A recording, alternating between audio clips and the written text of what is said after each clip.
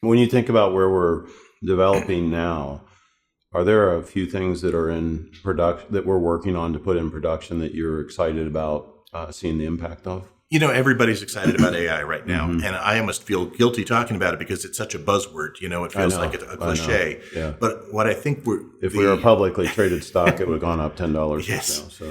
But what's great about how we're using the AI in the new version of Logos, I think, is that we're using it the right way, right? Which is to help people summarize, to help people find things, to help people get ideas for how to organize the output, whether it's a sermon outline or something else. The AI doesn't have a soul. It doesn't have agency. I think the people who are doomsaying about it taking over the world, are doing that not from a biblical worldview, right? We know who runs the world, right? But AI is this incredible tool to help us distill and manipulate and search information. And that's how it's being used in the next version of Logos. And I don't think we have anything to fear from that. It's actually a great tool to help people get to what they want. And it's always been the heart of what Logos is. It's not to ever replace the work of the Holy Spirit in your heart as you read and study the scriptures. It's not to change your prayerful approach to the text. It's to get the boring stuff out of the way, the flipping through indexes, the looking things up, the checking 9 different places to see which commentary has the insight that you need to see. And I think that's how the AI is going into the next version of Logos. I couldn't agree with you more. And I think there's a generation coming along that knows how to study like that or to leverage technology, and they're not fearful necessarily of it. I think about even my own kids.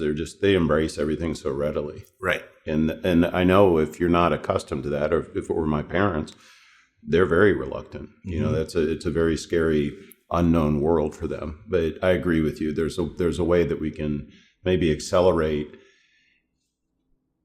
Like take sermon prep. If we can accelerate that, does that give our pastor who uses our technology more time to go interact with people or go make an impact in lives? And that, I think there's some really profound things that are going to be coming with AI capabilities.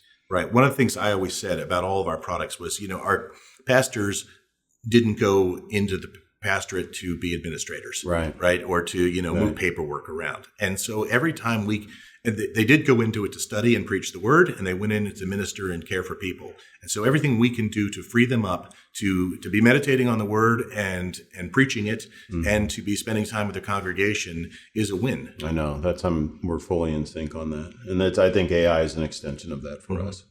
How do you think about subscription changing our ability to reach more? I wanted to move the company to subscription for a really long time, right? And there's, I'm sure you've got wrestling with all the challenges that come with that, and, the way books are sold and royalties are paid, and the contracts that exist that are sometimes 10, 20, 30, 40 years old with publishers and authors.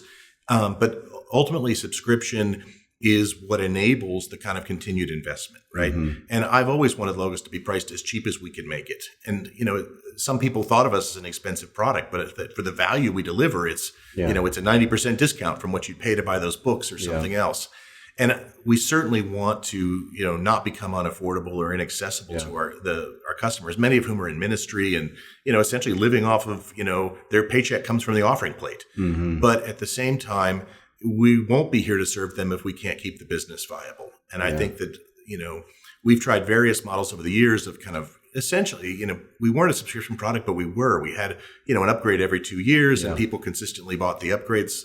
And it acted a lot like a subscription. And I think that as we navigate that, in conversation with the users, which I know you're doing, that ultimately they'll understand that what we're looking for is a sustainable model so that we can continue to be here for them well into the future.